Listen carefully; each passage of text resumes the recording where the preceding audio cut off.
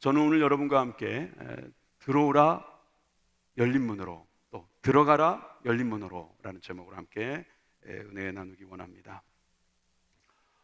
욕구 단계설이라고 하는 일종의 이론을 내세워서 많은 교육학자들이 그것을 믿고 또 그거에 참고해서 교육을 하고 있는 그런 아주 이론가가 있습니다. 이분은 심리학자입니다. 이분이 요나 컴플렉스라고 하는 이론을 사람들에게 내놓았습니다. 그 내용은 이렇습니다.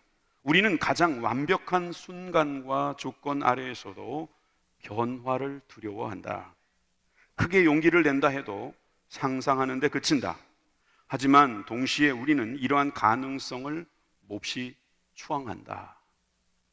여러분, 우리는 어떤 가능성 앞이나 또 선택 앞에서 우리는 승리한 사람도 성공한 사람도 다 주저하는 모습이 있다는 거예요. 능력이 없어서 그런 게 아니라 능력이 있음에도 불구하고 그런 모습이 나타난다는 것입니다. 여러분, 요나라는 사람은 하나님의 사람입니다. 그럼에도 불구하고 하나님이 가라한 곳으로 가지 못했어요. 여러분, 요나가 능력이 부족해서가 아니라 그에게는 바로 컴플렉스가 한 가지 있었다, 그런 뜻입니다. 이것을 좀 더 쉽게 설명하기 위해서 그림을 하나 보여드리겠습니다. 문이 두 개 있습니다.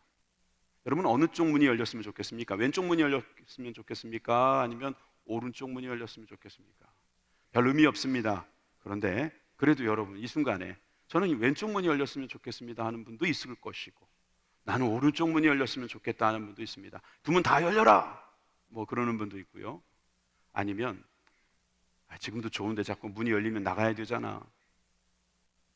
그냥 여기가 좋다 하는 분도 있습니다. 저는 오른쪽 문을 선택했습니다. 오른쪽 문이 열렸어요. 그런데 제가 선택했다고 말은 했지만 사실 내가 선택하지 못할 때가 있습니다. 문이 열렸어요. 가야 됩니까? 말아야 됩니까?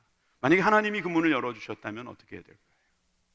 우리 인생 속에는 내가 원하는 문이 열리지 않고 내가 원하지 않는 문이 열릴 때가 있습니다. 또 설령 내가 원하는 문이 열렸다 할지라도 그 문을 가기에 뭔가 주저함이 있을 수 있습니다. 여러분, 우리가 가지고 있는 이 선택지는 그리 많지 않습니다.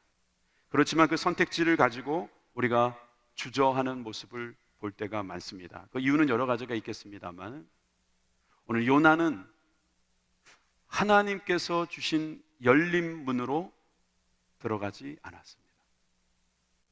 들어가라고 문을 열어주셨는데도 들어가지 않았습니다. 그래서 저는 이 요나가 행동했던 그 모습, 여러분, 웬만한 선지자들은 하나님이 불러주시면 나는 작은 아이라 갈 수 없습니다, 뭐 그런 사람도 있었고, 나는 입이 부정합니다, 저는 못 가겠습니다, 이사야 같은 사람도 있었지만 이렇게 대놓고 불순종하는 선지자는 처음입니다. 아주 요즘 애들 말로 깨는 선지자입니다. 선지자라고 보기도 어려운 사람같이 보입니다. 여러분, 이 요나의 모습에서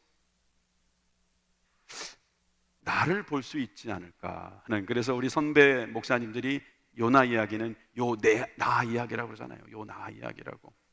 여러분, 그래서 저는 오늘 첫 번째로 요나의 순종에 대해서 볼 텐데, 선택적 순종에 대해서 먼저 보도록 하겠습니다. 요나 이야기는 요나서에서 처음 등장하지 않습니다. 성경책을 보면 열왕기 하에 보면 14장 25절에 요나가 등장합니다. 이스라엘 하나님 여호와께서 그종 가드 헤벨 아미떼의 아들 선지자 요나로 하신 말씀과 같이 여로보암이 이스라엘 지경을 회복하되 하맛 어귀에서부터 아라바 바다까지 하였으니, 여러분, 여기서 우리가 알 수 있는 것은 주님께서 선지자에게 나타나서 말씀을 해주셨고 그 말씀을 들은 사람이 여로보암이라는 걸 알 수 있습니다. 여로보암은 여로보암 2세 북이스라엘의 왕입니다. 좋은 왕은 아니었습니다. 그런데 여로보암 왕에게 요나를 통해서 하나님이 말씀하셨는데 그 내용인즉슨 이전보다 더 큰 땅을 너에게 주겠다. 이런 놀라운 예언을 요나는 했습니다. 여러분, 요나가 순종한 것입니다. 요나가 하나님의 말씀에 순종해서 탐탁지 않았을 수도 있고 또 탐탁했을 수도 있겠지만 요나는 순종했습니다. 이미 요나는 이런 한 번의 순종을 성경에서 분명히 발견할 수 있는 사람입니다. 그런데 오늘 요나서 1장 1절을 보면 요나의 다른 면모를 볼 수 있습니다. 요나의 말씀이 아미떼의 아들 요나에게 임하니라. 여기서 아미떼라는 말의 뜻이 있더라고요. 진리라는 뜻이 있어요. 진리의 아들 요나. 여러분, 이 요나가 하나님의 말씀을 또 듣게 됩니다. 너는 일어나 저 큰 성읍 니느웨로 가서 그것을 향하여 외치라. 그 악독이 내 앞에 상달되었음이니라 하시니라. 여러분, 요나는 니느웨로 가라는 명령을 받은 것입니다. 여러분, 우리가 어떤 곳에 가라고 하니까 그냥 갔다만 오면 되겠지라고 생각할 수 있는 이런 문제가 아닙니다. 우리는 뭐 니느웨로 관광 갈 수 있겠지만, 여러분, 요나를 보낼 때는 이 본문을 자세히 보실 필요가 있어요. 그래서 다시 한번 1절을 보시면 2절을 보시면 거기에 요나에게 하신 게 뭐냐면 일어나라, 가라, 외쳐라. 이것은 사명입니다. 미션입니다. 단순히 니느웨에 갔다 오라는 것이 아니라 거기에 가기 위해서는 지금 있는 그곳에서 일어나라는 것입니다. 왕궁 선지자였지만 일어나라는 것입니다. 거기서 일어나서 가라는 거예요. 목적지 주셨습니다. 본토 친척 아비집을 떠나 내가 분부할 땅으로 가라. 내가 지시할 땅으로 가라. 여러분, 가게 되는 겁니다. 가서 뭐 하라고 했습니까? 외치라는 거예요. 외치라. 여러분, 이 요나에게 주신 사명이 바로 우리 그리스도인들에게 주신 사명이죠. 일어나십시오. 가십시오. 그리고 외치십시오. 이것이 우리의 사명인 줄 믿으시기 바랍니다. 저는 직업상 그런 일을 하기 어렵습니다. 아닙니다. 여러분들이 어떤 직업이든 상관없습니다. 여러분들은 일어나서 가서 외치시는 사명을 가지고 있어요.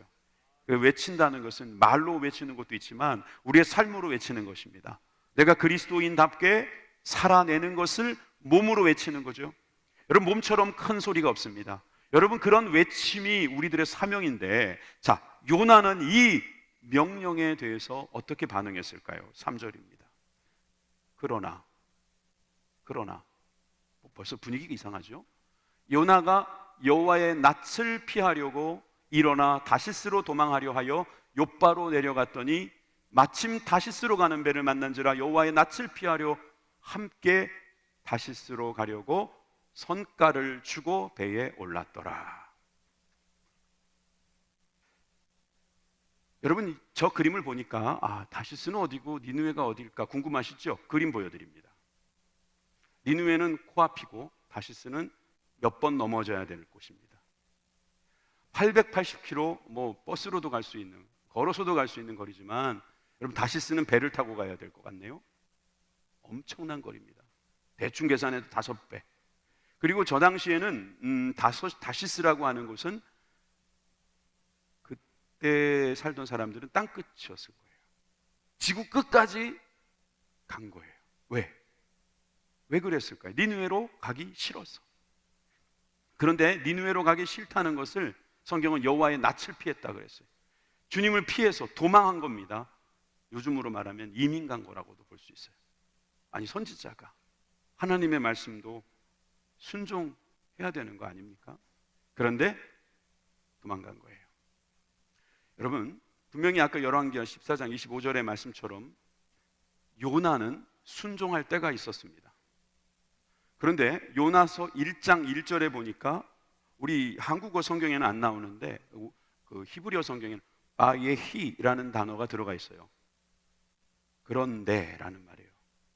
그런데라는 말은 앞에서는 그렇게 순종했는데 두 번째 명령에 있어서는 요나가 이런 반응을 보였다라고 하는 말입니다. 자기 멋대로 선택한 것이죠. 선택한 순종이라고 말할 수 있습니다.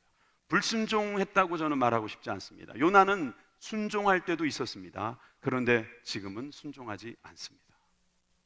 여러분, 우리 그리스도인들 중에 그런 분들이 있습니다. 순종할 때가 있었습니다. 자기에게 좋은 말씀은 잘 순종합니다. 그리고 아멘 하라고 하면 아멘도 잘합니다.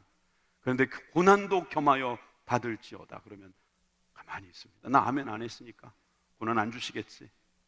그러면서 사실 자기가 좋아하는 것만 동의하고 순종하고 따라가는 모습도 없지 않아 있습니다.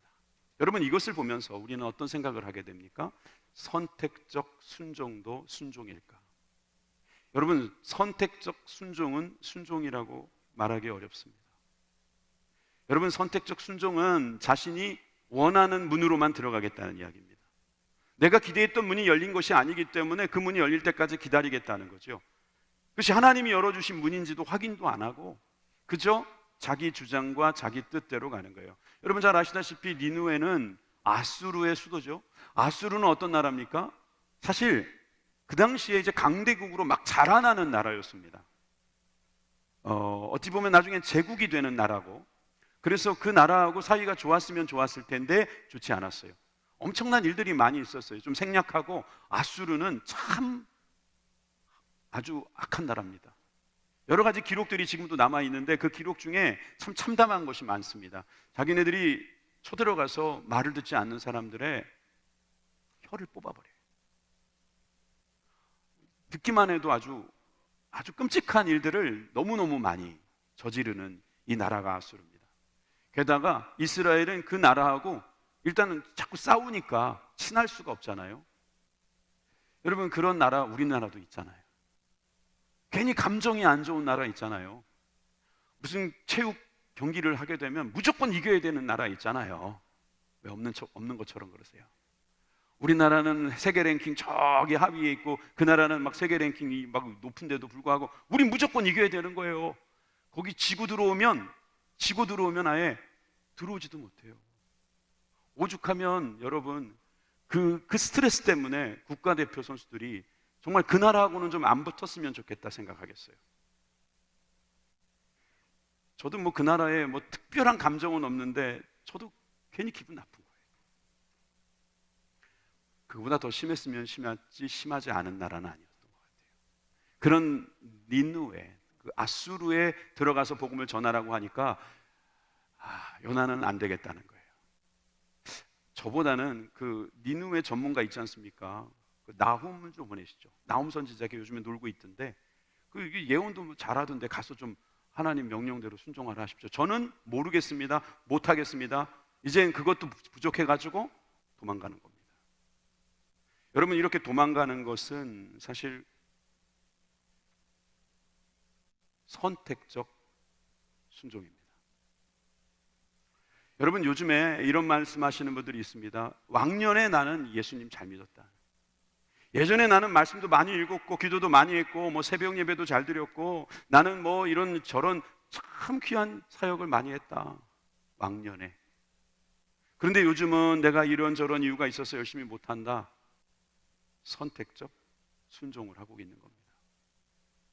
오늘 보니까 우리 여기 오신 성도님들은 이 긴 연휴 동안에도 다른 곳에 안 가시고 이 예배를 지키기 위해서 오셨습니다. 여러분들은 순종하신 겁니다. 그냥 무조건 순종하신 거겠죠. 여러분, 선택적 순종이라고 하는 것은 사실 참 우리 주변에 많습니다. 이 요나 이야기는 사실 이 선택적 순종의 결과를 이야기해 주려는 뜻도 있는 것 같아요. 왜 그러냐면 요나를 전체적으로 읽어보면 요나만 불순종합니다. 다른 사람은 다 순종합니다. 심지어 바닷바람도 순종합니다. 물고기도 순종합니다. 물고기 개도 스케줄이 있을 텐데 그 배를 쫓아다니면서 그 배 밑에 태풍이 올 때까지 기다리고 있다가 사람 떨어지면 확 먹기로 해서 거기서 대기하고 있습니다. 얼마나 순종을 잘합니까? 여러분, 3일 동안 소화도 못 시키는 거를 계속 갖고 있으려면 얼마나 힘들었겠어요? 나름 살아보려고 얼마나 꿀럭꿀럭거렸겠어요? 그냥 빨리 뱉어버리고 싶은데 3일 동안 참았습니다. 순종했던 물고기. 천국의 좋은 자리에 있을 거란 생각이 저는 모르는 일입니다. 그런데 여러분, 그뿐만이 아닙니다.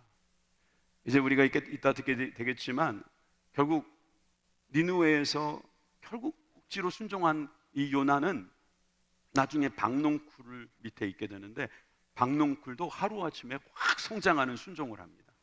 또 벌레 한 마리가 와가지고 또 싹 잡아먹습니다. 벌레도 순종합니다. 동풍이 또 붑니다. 동풍이 순종을 합니다. 니느웨 사람도 순종합니다. 하나님의 말씀을 듣고 엎드려 그들이 회개합니다. 다 순종합니다. 하나님의 사람이라는 이 요나만 빼고 다 순종하고 있어요. 여러분, 우리가 불순종하지 않는 것 같지만 불순종하는 것이 나 혼자라고 생각하면은 큰 오산입니다. 순종하는 사람도 우리가 생각하는 분들보다 많이 있다는 거예요. 여러분, 왕년에 순종한 것을 가지고 내년에도 사시지 않기를 바랍니다. 이제 연말이 다가오는데 여러분, 내가 선택적 순종을 계속하고 있다면 요나 이야기를 잘 들어보시기 바랍니다. 저는 이 요나 이야기, 이 요나의 선택적 순종에서부터 그 결과를 여러분들에게 먼저 보여드리기를 원합니다. 선택적 순종 그 이후 여러분 어떻게 됐을까요? 3절입니다. 그러나 요나가 여호와의 낯을 피하려고 일어나 다시스로 도망하여 욥바로 내려갔더니 마침 다시스로 가는 배를 만난지라 여호와의 낯을 피하여 함께 다시스로 가려고 성과를 주고 배에 올랐더라. 여러분, 여기에 내려갔더니, 욥바로 내려갔다, 야라드입니다. 배에 올랐더라, 저것도 야라드입니다. 원래는 내려갔다라고 하는 게 맞습니다. 히브리어로는 야라드, 그럼 무조건 내려간 거예요. 그런데 우리나라는 배에 내려갔다 이런 말 잘 안 쓰니까 번역할 때 올라갔다라고 표현한 거예요. 그렇지만 야라드는 내려간 거예요. 욥바로 내려가고 배로 내려가고요. 그 다음에는 또 내려갑니다. 5절입니다. 요나는 배 밑층으로 내려갔어요. 계속 내려가는 인생이에요. 불순종한 사람은 계속 내려갑니다. 여러분, 제가 이렇게 목회를 하다 보면 내려가는 분들이 있습니다. 사이클이 이렇게 막 올라가는 분들도 있습니다. 어떤 분들은 왕년에는 막 올라갔었는데 이제 막 내려오시는 분이 있어요. 그럴 때 또 은혜를 받고 다시 올라가시는 분도 있어요. 여러분, 내려가는 인생이 되기를 원하는 사람은 없습니다. 그런데 불순종하면 본인도 모르는 사이에 내려가는 겁니다. 여러분, 영적인 것이 올라가는 게 좋지 않겠어요? 여러분, 금년에 우리가 어떠한 인생을 살았든 간에 우리가 이제 바닥을 치고 올라가야 되지 않겠습니까? 여러분, 불순종하면 자꾸 내려간다는 사실을 우리가 꼭 기억하고 야라드 인생이 아니기를 간절히 소망합니다. 여러분, 요나는 욥바로 내려갔고 배로 내려갔고 배 밑창으로 내려갔습니다. 그것도 부족해서 하늘을 보고 눕지 못했을 것입니다. 하늘을 피해서 옆으로 누웠든지 아니면 바닥을 보고 누웠든지, 그것도 낯짝 엎드려가지고 조금이라도 하나님의 낯을 피할 수 있는 곳으로 그는 내려갔을 거라는 생각이 듭니다. 여러분, 이렇게 사실 내려가는 사람은 아까 표현에도 여러분 보셨지만 여호와의 낯을 피하려고 내려가는 거예요. 여러분, 불순종하는 사람은 주님의 낯을 피하면 된다고 생각합니다. 가인이 그런 생각을 했어요. 그래서 가인은 하나님 보시는 앞에서는 아벨을 죽이지 않았어요.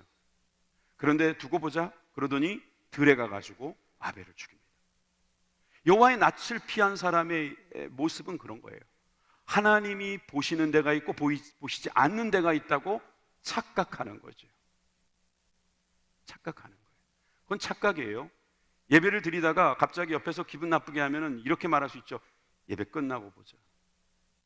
끝나고 보지 마십시오. 지금 보시기 바랍니다. 그리고 끝나도 보지 마십시오. 왜냐하면 끝나도 주님은 계실 것이기 때문에. 집에 가서 보자. 집에 가도 주님은 계십니다. 내 직장 가서 한번 내가 너 손 좀 봐줄게. 여러분, 직장 가도 주님은 계십니다. 어느 곳에 가든지 주님 계십니다. 여러분, 우리만 내려가는 것이지 주님은 어디에나 계십니다. 여호와의 낯을 피할 수 있다고요? 여러분, 이 사람 선지자 맞습니까? 이 사람의 신학은 도대체 어떻게 된 겁니까? 그런데 우리가 이렇게 말할 이유가 없습니다. 우리도 이중적일 때가 있지 않아요? 주일날 예배를 드릴 때는 우리가 거룩하지만 거룩한 모습을 스스로도 느끼지 않습니까? 그런데 월요일만 되면 아침부터 우리는 주일 아침하고는 다른 우리들의 모습을 발견할 때가 있습니다. 그냥 시대가 그러니까, 사람들이 그러니까, 상황이 그러니까, 같이 어울리려니까 어쩔 수가 없다고 그렇게 말하면서 우리가 선택적 순종을 할 때가 있지 않냐 하는 것입니다. 시편 기자의 말씀처럼 우리는 주의 신을 떠나서 어디로 갈 수 있겠습니까? 주의 앞에서 어디로 피할 수 있겠어요? 우리가 오직 주님 앞에 있다는 사실을 믿으시는 저와 여러분들이 되길 바랍니다. 요나서 1장 3절을 제가 개정판으로 다시 한번 보여드릴게요. 개정본으로 보면 1장 3절에는 이렇게 또 나와 있습니다. 그러나 요나가 여호와의 얼굴을 피하려고 일어나 다시스로 도망하려 하여 욥바로 내려갔더니 마침, 여러분, 마침이라는 말에 저는 눈길을 두게 되었습니다. 여러분, 사실 우리가 마침 주님께서 역사하실 때가 있습니다. 그렇게 주님께서 역사하시는 마침이 있는가 하면 마귀가 덫을 놓는 경우도 있습니다. 룻이 보아스를 만나러 밭에 갔어요. 여러분, 그때 마침 보아스가 오게 됩니다. 마침 기업 물을 자를 만나게 되는 것은 하나님께서 만들어 주시는 우연입니다. 마침 그곳에 사업을 시작해서 잘 되는 겁니다. 마침 그 사람을 만나서 잘 되는 거예요. 하나님이 도와주셔서 잘 되는 경우가 있어요, 여러분. 그런데 영적인 상태가 좋지 않을 때, 불순종 상태로 나갈 때 마침 배가 있으면 그건 위험한 겁니다.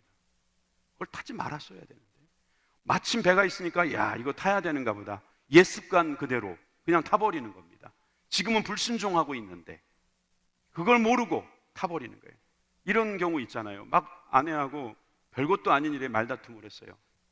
정말 화가 나는 겁니다. 이 여자는 왜 나를 모르나, 내 마음을 왜 모르나, 그러고 막 답답해가지고 막 있는데 예전에 피웠던 담배가 저기 속주머니에 있는 거예요. 에라 모르겠다, 10년 동안 끊었던 담배를 다시 피는 사람. 마침 담배가 거기 있어가지고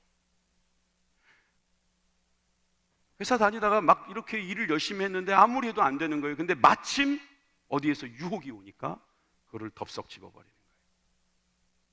거예요. 이거는 하나님이 주신 게 아닌데도 마침 그 일이 일어나니까 그 일을 하는 거예요. 여러분, 어떻게 주님이 주신 마침과 마귀가 놓은 마침을 구별할 수 있을까요? 그것은 우리에게 달려 있습니다. 우리가 기도하는 가운데, 순종하는 가운데, 말씀을 사모하는 가운데 마침 그 일이 열리면 여러분 그 문으로 들어가시기 바라요. 그러나 만약에 내가 요즘에 불순종하고 있고 내 영적 상태가 그저 그렇다면, 여러분 마침 그 문제가 있을 때에, 그런 일이 있을 때에 여러분 의심하셔야 돼요. 그럴 땐 그 배에 올라타면 안 됩니다. 안 됩니다. 그게 잘 되는 길이 아니라 죽는 길이에요. 죽는 길. 게다가 이 3절 후반부에 보니까 또 뭐라고 되어 있냐면 뱃삭을 주고 배에 올랐다 그래요. 뱃삭 줄 필요 없죠. 왜? 거기 들어가서 죽을 건데 뭐. 또 죽은 다음에 자기는 이제 죽는다고 들어갔는데 누가 일했어요? 열일은 다 물고기가 했잖아요. 물고기한테 뱃삭을 줘야죠. 또 한 가지 이야기는 이런 겁니다. 여러분, 뱃삭이라는 게 요즘이야 배를 타려면 삭스를 주죠. 이게 7세기 이야기입니다. 우리나라 7세기에 고조선이 있었나요? 아주 오래된 이야기입니다, 이게. 그러니까 그 당시에는 삭스를 주고 배를 탔다? 이 사람은 돈 있는 사람이에요. 한마디로 좀 행세 좀 하는 사람입니다. 요나라는 선지자는 왕궁에서 예언하는 그런 고위 관리일 가능성이 있습니다. 그러니까 마침 주머니에 돈이 있었던 겁니다. 마침 돈이 있어서 그거를 지불하게 되니까 그 백삭을 내고 죽을 길로 들어가는 겁니다. 여러분, 많은 사람들이 죄를 지을 때 삭을 지불합니다. 아까 담배 이야기했지만 담배값 공짜 아니지 않습니까? 그 비싼 담배를 피우면서 자기 몸도 망가뜨려서 그 대가를 다 지불하면서도 깨닫지를 못하는 거예요. 마약, 그게 뭐 공짜로 줍니까? 처음에야 공짜로 줄지 몰라도 그것에 대한 대가 지불이 얼마나 큽니까? 그런데도 거기에다가는 지불하는 거예요. 뭐 술 한잔하고 막 서로 돈 내겠다고 막 그러는데 집에 와가지고는 아내가 돈 좀 헌금했다 그러면 그거 못하러 했냐고 막 그러면서, 나중에 이제 예수 믿고 깨달아가지고 아이고 내가 이럴 줄 알았으면 그때 헌금이라도 좀 많이 할걸. 여러분, 제가 또 헌금 이야기 하니까 여러분들이 걱정되시는지 모르겠지만 여러분들에게 저는 이런 말씀을 드리고 싶은 거예요. 죄를 짓는데도 삭시 필요하더라는 거예요. 여러분, 죄 짓는데 삭을 지불하는 그 불순종의 삶을 살지 않기를 주님의 이름으로 축원합니다. 우리 예수님 믿는 사람은 주님 앞에서 공급받는 힘으로 사는 사람입니다. 그런데 그 공급받은 것으로 살지 않고 그 엄한 데 가서 죄값을 치르지 마시길 바라요. 여러분, 벌값 치르지 마세요. 여러분, 그 돈은 너무너무 아까운 돈입니다. 여러분, 이 뱃삭을 주는 사람들 어떻게 보면 그것을 나중에 가서 후회라도 하면 다행이라니까요. 근데 그것도 모르고 그냥 부어라 마셔라 즐기고, 정말 예전에는 안 그랬는데, 왕년에는 안 그랬는데 지금은 불순종의 길을 살면서 그런 길을 살아가고 있다면 오늘 이 말씀을 우리는 다시 한번 깨달아야 될 줄 믿습니다. 자, 4절에서 5절에 계속되는 말씀은 이렇습니다. 여호와께서 대풍을 바다 위에 내리심에. 여러분, 주님께서 요나 한 사람 건지려고 지금 바다를 들었다 놨다 하시는 거예요. 예? 대풍이 배를 거의 깨뜨릴 정도가 됩니다. 그래서 사공들이 두려워하고 자기 신들을 부르면서 살려달라고 몸부림을 치고 있습니다. 여러분, 이 이야기는 정말 우리 하나님께서 우리에게 얼마나 관심이 있는지를 알고 있는 거예요. 여러분, 우리 한 사람 한 사람을 주님께서 얼마나 사랑하시는지 우리 때문에 많은 사람들의 고난도 때로는 감수하십니다. 여러분, 나중에 보면 이 선원들은 요나를 죽입니다. 이 사람들은 괜히 요나 태웠다가 살인죄까지 저지르고 맙니다. 요나가 나를 죽여야 된다고 말했기 때문에 들어간 거라고 해도 그들의 죄책감은 어떡할 겁니까? 우리가 어떤 한 사람을 죽였다, 우리 살려고 누굴 죽였다. 여러분, 이것은 참 안 좋은 것입니다. 불순종의 결과가 그렇게 되는 거예요. 남편이 무슨 외도를 했습니다. 그런데 자녀들이 고생을 합니다. 아니, 대표가 잘못했는데 왜 직원들이 그 고생을 합니까? 대통령이 잘못했을 때 국민들이 함께 힘들어지는 것은 무슨 의미입니까?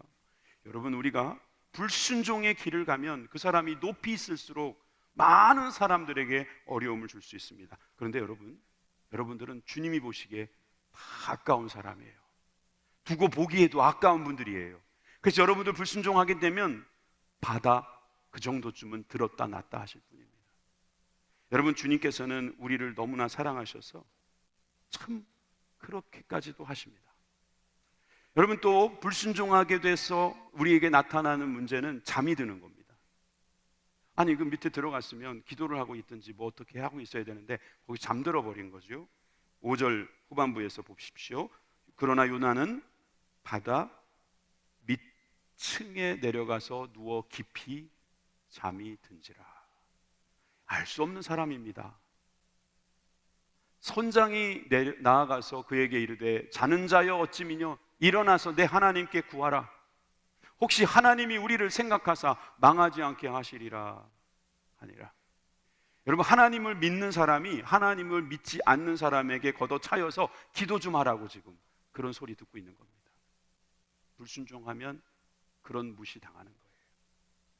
여러분, 불순종한 이 요나는 듣지 말아야 할 말을 듣습니다. 당신의 신에게 기도 좀 하라고, 혹시 들어주실지 아냐고, 당신 덕에 우리 좀 살자고, 그런 이야기를 들을 정도로 자고 있는 모습이 불순종한 사람의 모습입니다. 많은 사람들의 영적인 상황이 잠자는 곳에 있다면 결국 그 사람은 기도하지 않습니다. 잠자는 사람의 가장 나쁜 점은 기도를 안 하는 것입니다. 여러분, 하루에 기도 시간이 여러분 정해져 있습니까? 어떤 분은 새벽 예배에 나와서 기도하시고, 어떤 분은 직장에 나가셔서 거기서 기도하시고, 또 어떤 분은 아침에 혼자서 침대 위에서 기도하시고, 어떤 분들은 정말 정해놓고 시간을 오랫동안 기도하는 분들이 계세요. 여러분, 잘 하시는 겁니다. 그러나 나는 기도 시간이 줄어들었다, 나는 기도 시간이 없다, 내보려고 했지만 안 된다. 여러분, 잠자고 계시는 겁니다. 배 밑창에서 빨리 깨십시오. 이방인들에게 기도 좀 해라 하는 소리 듣기 전에 기도하시는 저와 여러분들이 되기를 주님의 이름으로 축원합니다. 자, 12절에 가보니까 요나가 드디어 제비에 뽑히고 나서 그는 사람들에게 말합니다. 나를 들어 바다에 던져라. 그래도 양심은 있는 거예요. 나 때문에 너희들 죽게 생겼다. 그러면서 이 큰 폭풍을 만난 것이 나의 연고인 줄을 내가 아노라. 알기는 잘 알아요, 그죠?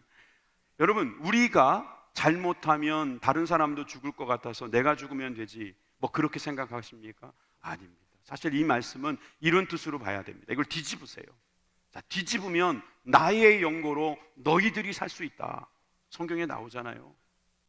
유라굴로 강풍을 만난 바울, 여러분, 그 광풍을 만난 사람들은 다 죽는 줄 알았습니다. 불순종했던 선장, 가지 말자고 그랬는데 꼭 간다고 해가지고 말이에요, 그 유라굴로 만나서 다 죽게 생겼습니다. 그런데 천사가 나타나서 바울에게 말해주는 내용 보시지 않습니까? 사도행전 27장 24절 25절 같은 지중해고 같은 배 위의 모습인데 얼마나 다른지 보십시오.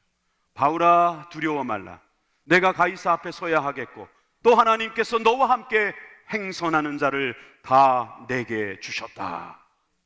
여러분, 이 말을 들은 바울은 자신만만하게 사람들에게 여러분이여 안심하라. 여러분, 우리가 세상에 나가서 여러분이여 안심하라 할 수 있어야 되는 거 아니냐 이거예요. 나의 연고로 여러분들이 죽게 생겼다 이런 말 하지 말고, 나 때문에 여러분들이 죽게 되었으니 나를 죽여라 이런 말 하지 말고, 나 때문에 당신들이 안심해도 된다 이 말하며 살기를 간절히 소망합니다. 안심하라. 조국이여 안심하라. 우리 가정이여 안심하라. 여러분들이 기도하고 있으면 안심하게 됩니다. 여러분들의 그 기도가, 여러분들의 그 깨어있음이, 여러분들의 그 순종이 결국은 모든 사람을 평안한 길로 인도할 것을 믿습니다. 여러분, 한 사람의 순종과 불순종의 차이가 이렇게 큰 겁니다. 세 번째로, 저는 결국 순종하는 요나를 여러분들에게 소개하려 합니다. 9절에서 10절에 보면 그가 대답하되 나는 히브리 사람이요 라고 소개합니다. 사람들이 그렇게 걷어차서 올라온, 그래서 제비 뽑기를 하게 된 그는 자기를 소개하기 시작하는데 거창하게 소개합니다. 나는 히브리인이요 바다와 육지를 지으신 하늘의 하나님 여호와를 경외하는 자로다. 자기소개는 너무 멋지게 합니다. 우리도 그렇게 할 수 있어야 합니다. 맞지 않습니까? 우리가 어떤 사람입니까? 바다와 육지를 지으신 하늘의 하나님 여호와를 경외하는 자 아닙니까? 맞죠? 요나가 알기는 잘한다니까요. 여러분, 자기의 신분은 제대로 소개했습니다. 그런데 그 다음 절을 보세요. 바로 이어서 그가 뭐라고 말하냐면 자기가 여호와의 낯을 피함인 줄을 그들에게 고한다. 앞뒤가 맞습니까? 자기는 바다와 육지를 지으신 하늘의 하나님의 여호와를 경외한다고 하면서 그분을 피하러 간다고요? 경외하는 사람이 피한다는 게 말이 돼요? 그랬더니 사람들이 두려워하고 난리가 났습니다. 어찌하여 이렇게 행하였느냐? 여러분, 불순종했던 요나는 결국 이렇게 자기를 소개하는 것은 참 잘하는데, 자기가 누구인지를 모르는 것도 아닌데 자기가 어떠한 연고인지 불순종하게 됐다는 것을 사람들에게 고백하고 말았습니다. 여러분, 7절에 보니까 요나가 결국 그렇게 자기를 소개할 수밖에 없는 상황이 벌어진 이유가 나옵니다.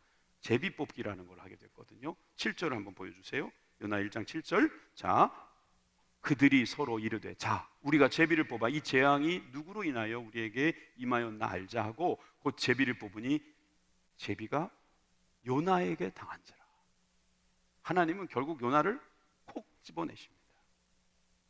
그 많은 선원들 중에서 요나가 죄인이라는 것을 사람들에게 그대로 보여줍니다.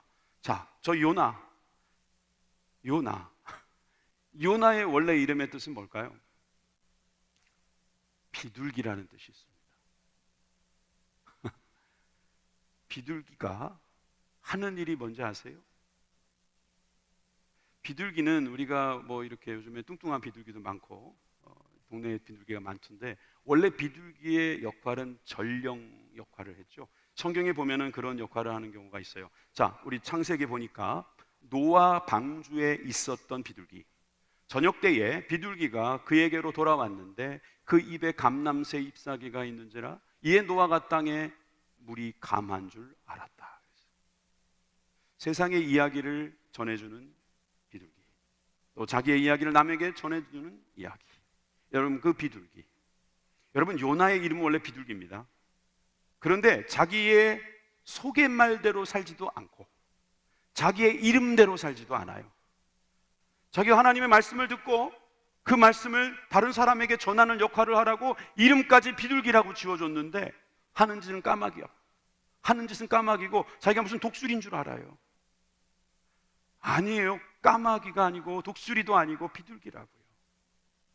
때에 따라서 우리가 독수리라는 표현도 쓰지만 여러분, 우리는 요나처럼 비둘기의 역할을 해야 될 때가 많다는 겁니다. 여러분, 요나는 자신의 본분을 잃어버리고 산 거예요.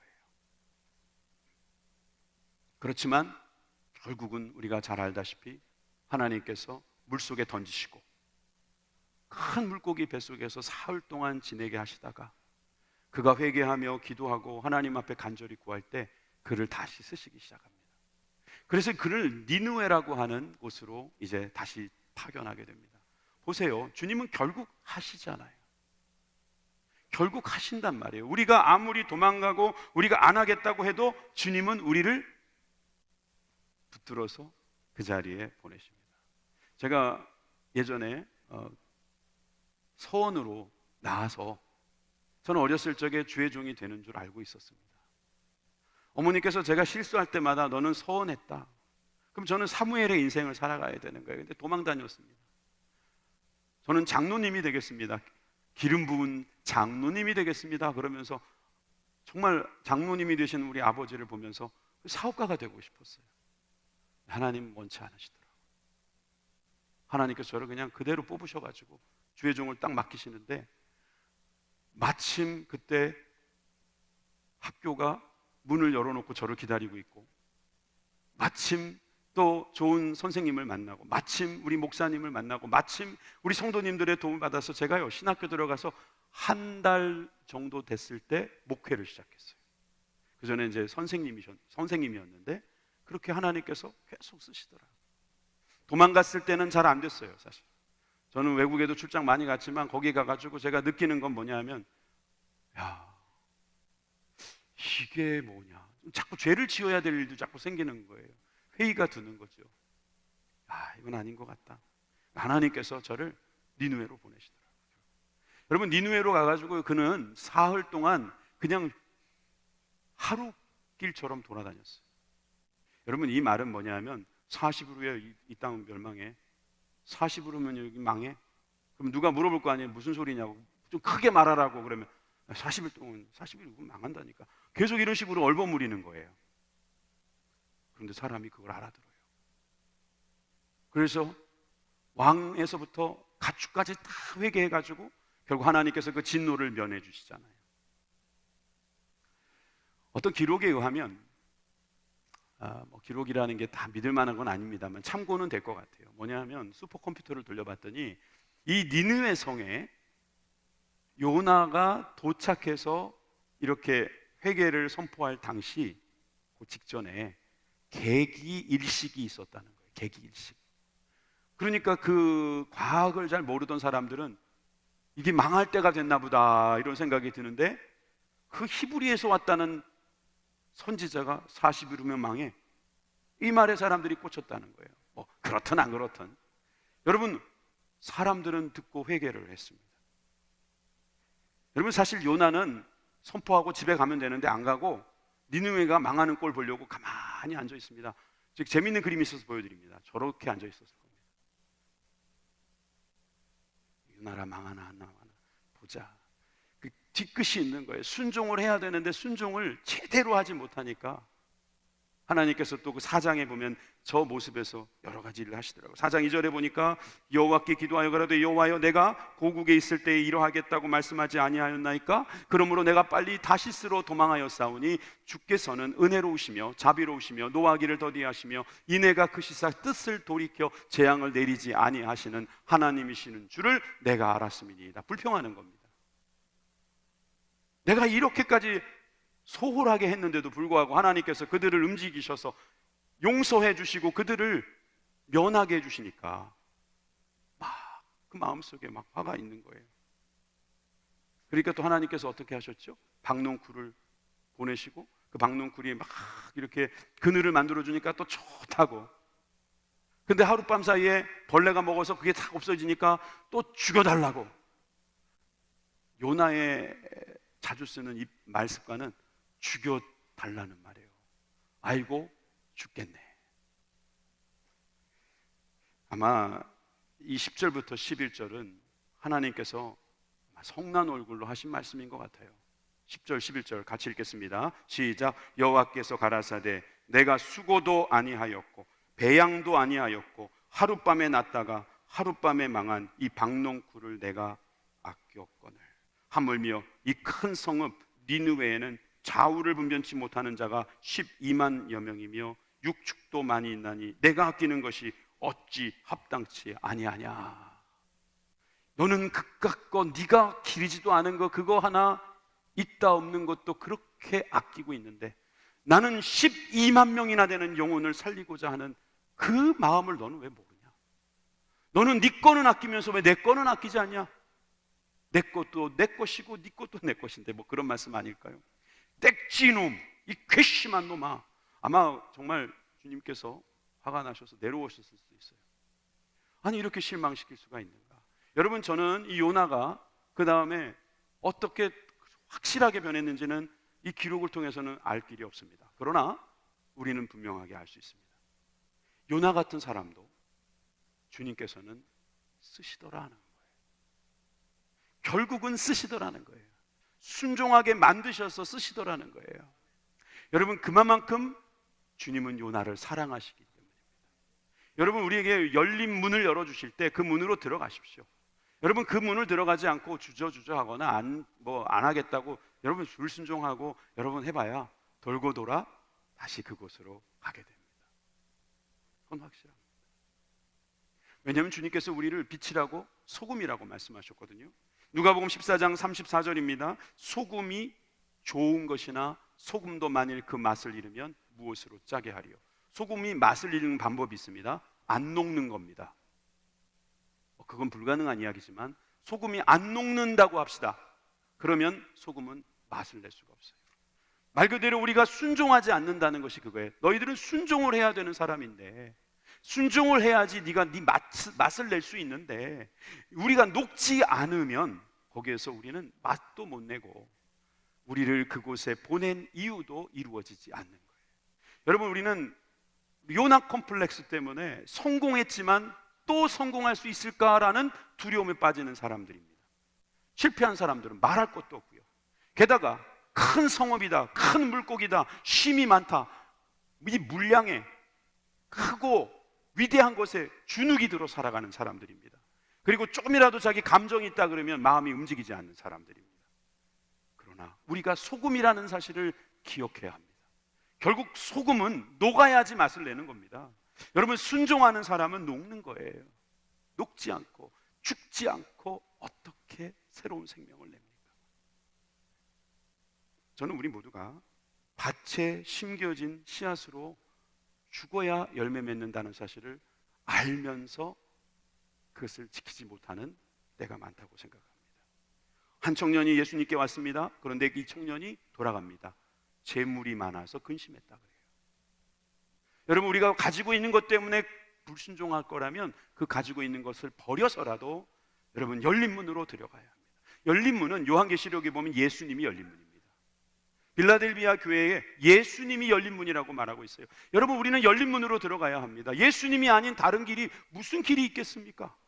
그런데 그것을 주저하지 않고 먼저 순종하는 사람에게는 더 큰 복이 있을 것을 기대하고, 여러분, 나 때문에 우리 가정이 고생하는 것 같다, 나 때문에 이 민족이 고생하는 것 같다, 여러분 그거 깨달음이 있다면 이 시간 회개하시고 주님이 주신 열린 문으로 들어가서 주님 앞에 더욱더 큰 찬양으로 영광 돌리시기 바랍니다. 기도하겠습니다.